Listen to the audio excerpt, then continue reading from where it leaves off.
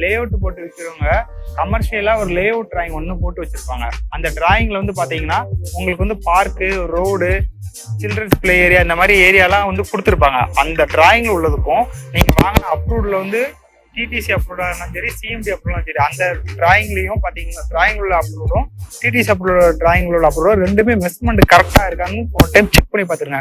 உதாரணத்துக்கு பார்க் வந்து lay out டிராயிங்ல இருக்கும். ஆனா பாத்தீங்கன்னா நீங்க சைட்ல போய் பாத்தீங்கன்னா பார்க்கோட சைஸ் கம்மியா இருக்கலாம், இல்ல பார்க்கே இல்லாம கூட இருக்கலாம். ஸோ இந்த மாதிரி வந்து இடத்த கூட பிளாட்டை போட்டு கூட வித்துருப்பாங்க. அடுத்து நம்ம பார்க்கக்கூடியது லே அவுட்டோட குவாலிட்டி வந்து நம்ம செக் பண்ணணும். அந்த லே அவுட்டோட குவாலிட்டிங்கிறது என்னன்னு பாத்தீங்கன்னா, உங்களுக்கு வந்து உதாரணத்துக்காக லே அவுட்டை சுத்தி ஒரு காம்பவுண்ட் ஒன்று போட்டிருப்பாங்க. அந்த காம்பவுண்ட் வந்து பாத்தீங்கன்னா ஒரு நல்ல தரமான முறையில போட்டிருக்காங்களா, பேஸ் வந்து அதுக்கு பில்லர்லாம் கரெக்டா போட்டிருக்காங்களா அப்படிங்கிறத நீங்க ஒரு டைம் செக் பண்ணி பாத்துக்கிடுங்க. நீங்க அந்த காம்பவுண்ட் ஒட்டி ஒன்று சப்போஸ் ஒரு பிளாட் வாங்கி நீங்க வீடு கட்டுறீங்கன்னா, அந்த வீடு பக்கத்துல காம்பவுண்டுக்கு இருக்கும். ஆனா நீங்க வீடு கட்டத்துல அந்த காம்பவுண்ட் தரம் இல்லாதனால அது சாஞ்சி விழுறதுக்கு நீங்க எஸ்கேவேஷன் குழி தோண்டதுல அந்த காம்பவுண்ட் சரிஞ்சு விழுறதுக்கும் வாய்ப்பு இருக்குது. அதனால அந்த லேஅவுட்டோட காம்பவுண்ட் வால் எவ்வளவு ஹைட்ல இருக்குது, என்ன மாதிரி போட்டுருக்காங்கன்னு செக் பண்ணிக்கிடுங்க. உள்ள வந்து பார்க் ஃபெசிலிட்டி கொடுத்தாங்கன்னா அது சொன்ன மாதிரி அதோட பார்க்கோட குவாலிட்டி கரெக்டா இருக்குதா, மெஷர்மெண்ட் கரெக்டா செக் பண்ணிக்கிடுங்க.